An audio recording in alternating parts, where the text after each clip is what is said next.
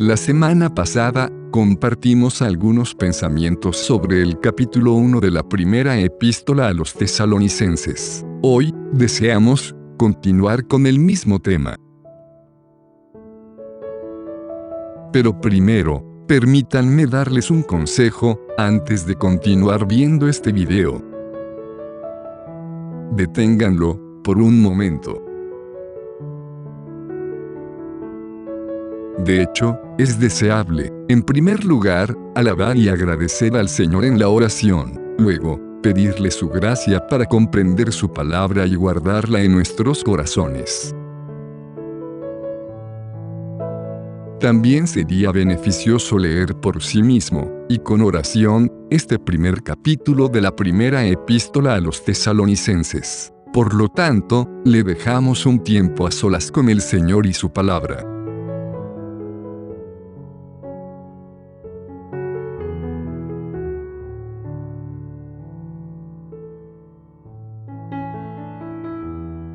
Del apóstol San Pablo a los tesalonicenses.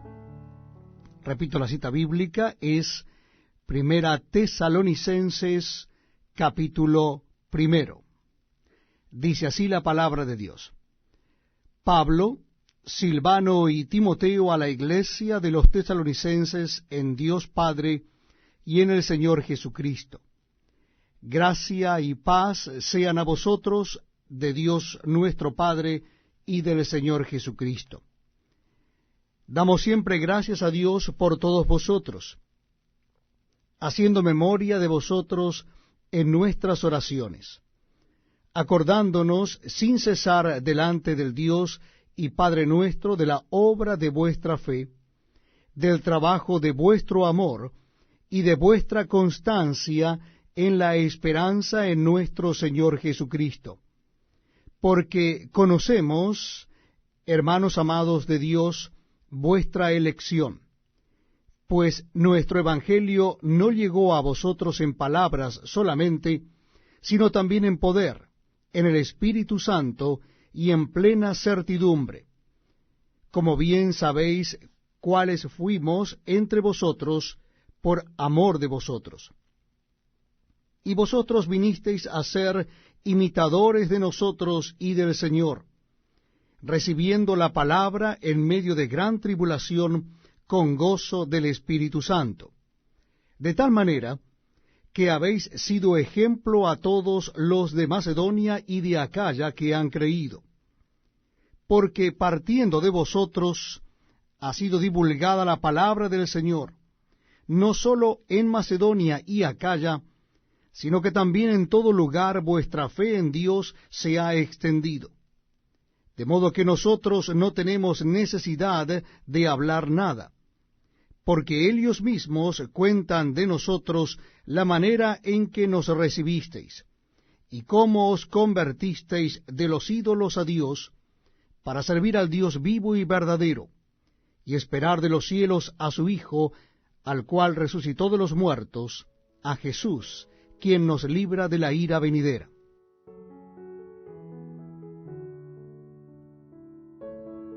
Comenzamos entonces con un pequeño recordatorio.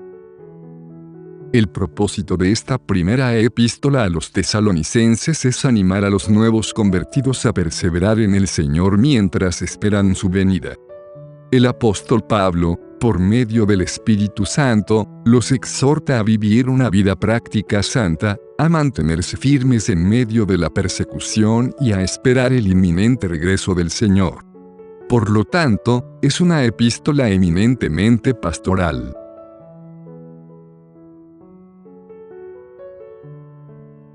Hoy, con la ayuda de Dios, deseamos tomarnos un poco más de tiempo para meditar en dos versos de este capítulo 1, el primero y el último.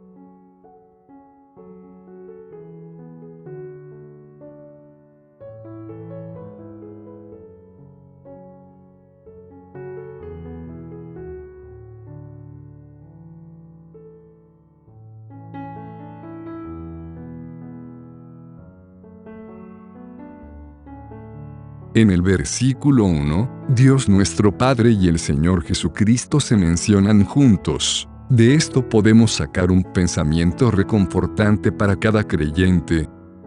Cada elegido de Dios son siempre objeto de cuidados constantes y del Padre y del Hijo, dos personas divinas de la Trinidad.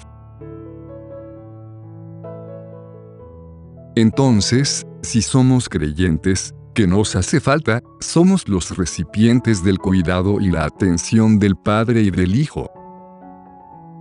Sabemos muy bien que nuestra salvación eterna está garantizada por Dios el Padre y Dios el Hijo. Por ejemplo, la primera epístola de Juan, en el capítulo 4, versículo 14, da testimonio de esto. Y nosotros hemos visto y testificamos que el Padre ha enviado al Hijo, el Salvador del mundo. Pero eso no es todo. Dios el Padre y Dios el Hijo están involucrados para que logremos un avance espiritual, como aquellos tesalonicenses que creyeron en el Evangelio no hace mucho tiempo. Sabemos que aún eran jóvenes en la fe porque esta es la primera epístola escrita por el apóstol Pablo.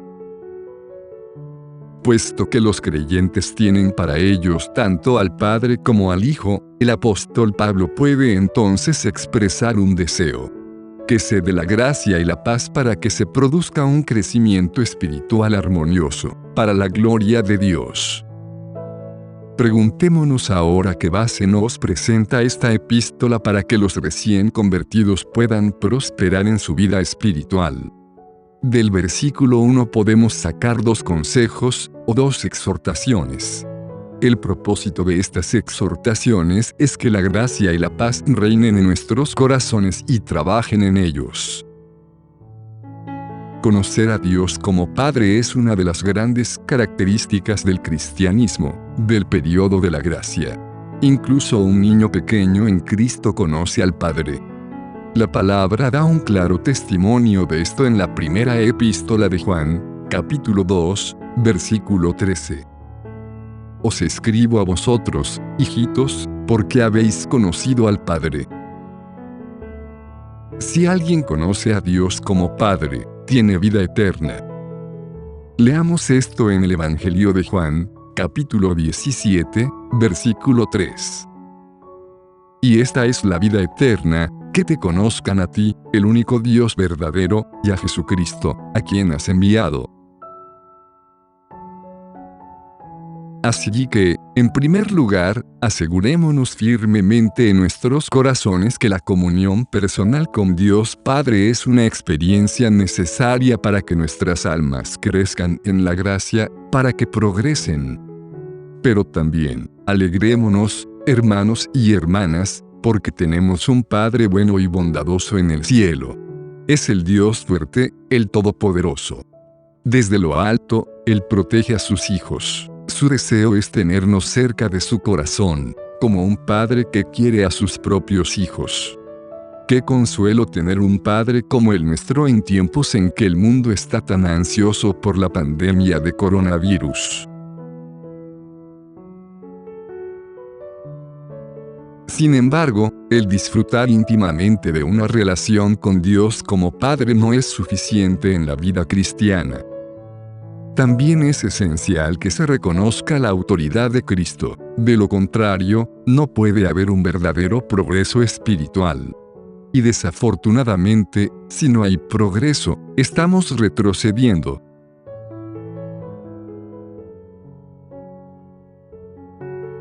Ahora, nos parece necesario marcar claramente una distinción que la palabra de Dios contiene. Aquí está.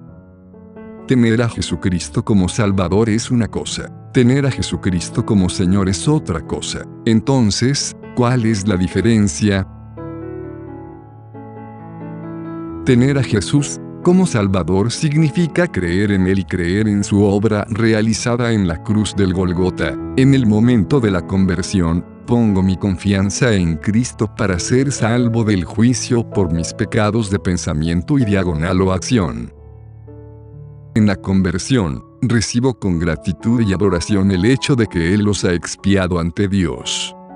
Tenerlo como mi Salvador es, por lo tanto, ser liberado del juicio eterno, del infierno, y de ser atormentado lejos de Dios por toda la eternidad, para ser salvo de la segunda muerte. Tener a Jesucristo como Salvador es, por lo tanto, poner la fe en Él, porque Él es mi sustituto. Tomó mi lugar al morir en la cruz, Él el justo para mi injusto. La primera epístola de Pedro, capítulo 3, versículo 18 expresa fuertemente esta verdad de sustitución y añade la verdad de la reconciliación. Porque también Cristo padeció una sola vez por los pecados, el justo por los injustos, para llevarnos a Dios. Por otro lado, tener a Jesucristo como Señor es aceptar su autoridad en mi vida práctica, en mi vida cotidiana, en mis decisiones, en mis preferencias, en mis palabras. Él es el Maestro, yo soy su siervo.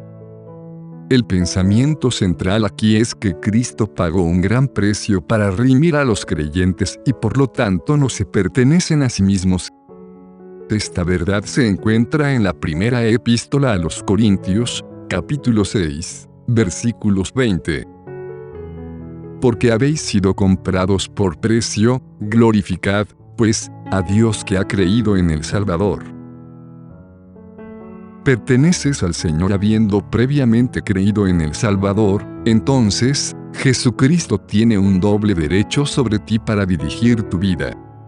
Primero es tu Creador, pero además, en segundo lugar, es tu Redentor. Es lo mismo para mí, para nosotros, que estamos salvos por la sangre de la cruz. Por lo tanto, debo renunciar a mi propia voluntad, a mis planes y a mis ideas personales contrarias a la palabra para progresar realmente en mi vida cristiana. Antes de concluir estas reflexiones sobre el verso, nos gustaría hacer dos observaciones. La primera es que este tema del señorío de Jesucristo sobre nuestras vidas está relacionado con el tema de ser sus discípulos. La segunda es que según la palabra, en el cristianismo normal, es decir, cuando el Evangelio de la Gracia se presenta claramente con la necesidad de arrepentimiento, la sumisión del corazón al señorío de Cristo está presente en el momento de la salvación, de la conversión. Para darnos cuenta de esto, leamos cuidadosamente en el libro de los Hechos, capítulo 16, los versículos 30 y 31. Y sacándolos, les dijo, Señores, ¿qué debo hacer para ser salvo? Ellos dijeron, cree en el Señor Jesucristo, y serás salvo, tú y tu casa. Añadamos también un conocido e importante verso de la epístola a los Romanos, capítulo 10, versículo 9. Si confesares con tu boca que Jesús es el Señor, y creyeres en tu corazón que Dios le levantó de los muertos, serás salvo.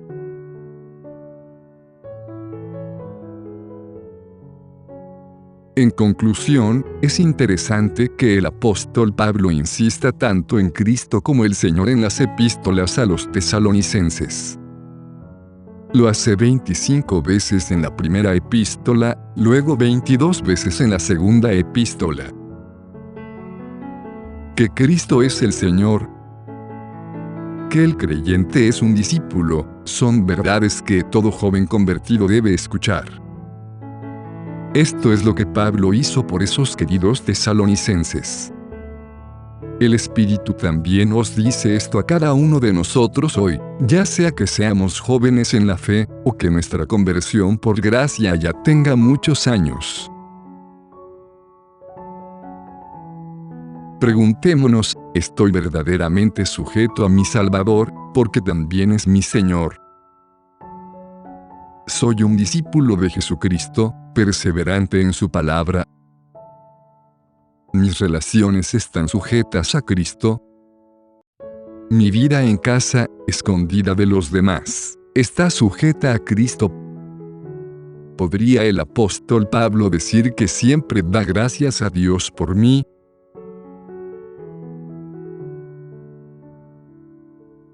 Jesús, el justo, es nuestro abogado. Si hemos pecado y caminamos por nuestro propio camino, nuestra responsabilidad es la confesión. Y no olvidemos que es un verdadero y gran privilegio ponernos bajo la autoridad de Cristo. Ahora nos gustaría tocar brevemente el versículo 10. Leámoslo con atención. Esperar de los cielos a su Hijo, al cual resucitó de los muertos, a Jesús, quien os libra de la ira venidera.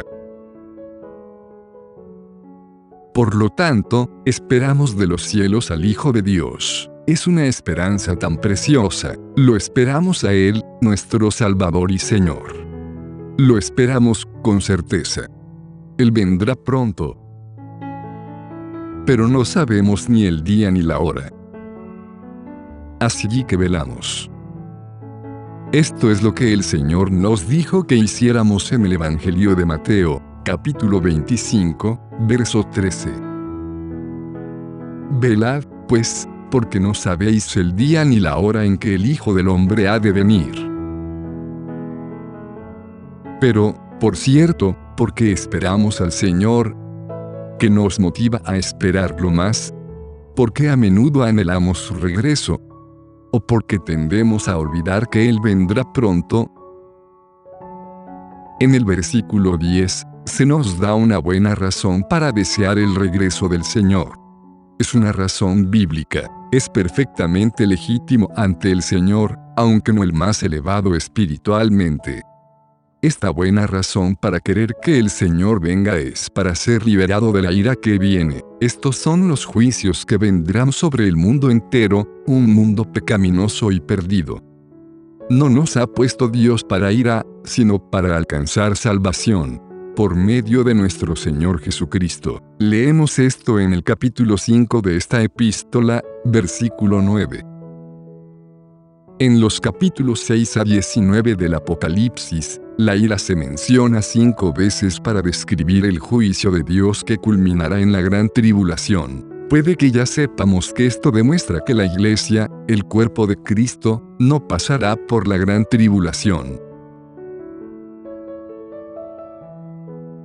Será un momento tan terrible que está escrito en el Evangelio de Mateo, capítulo 24, versículo 21. Porque habrá entonces gran tribulación, cual no la ha habido desde el principio del mundo hasta ahora, ni la habrá, de la misma manera. Está escrito en el Evangelio de Lucas, capítulo 21, versículo 26, que desfallecieran los hombres por el temor y la expectación de las cosas que sobrevendrán en la tierra. También es de valor leer en el Evangelio de Mateo, capítulo 24, versículo 7, que el principio de dolores se caracterizará por pestes, y hambres, y terremotos en diferentes lugares.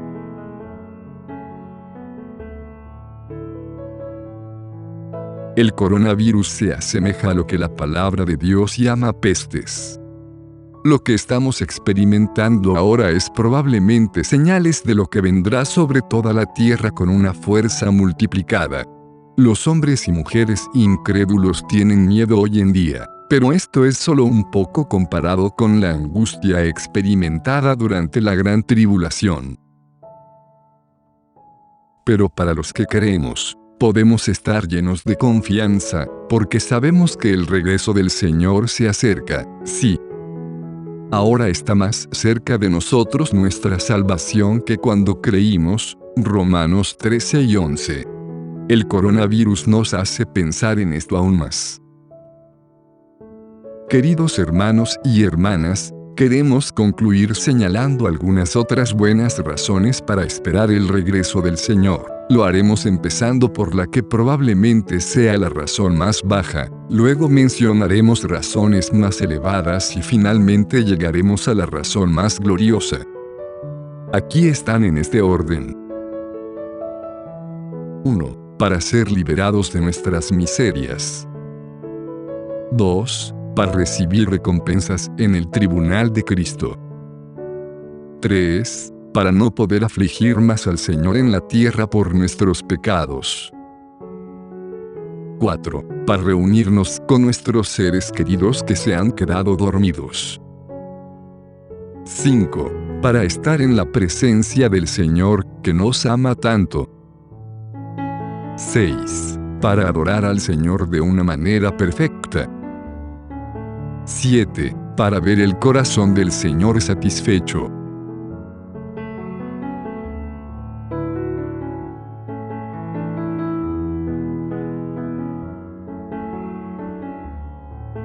Y el espíritu y la esposa dicen, ven, y el que oye, diga, ven, y el que tiene sed, venga, y el que quiera, tome del agua de la vida gratuitamente. Apocalipsis capítulo 22, versículo 17.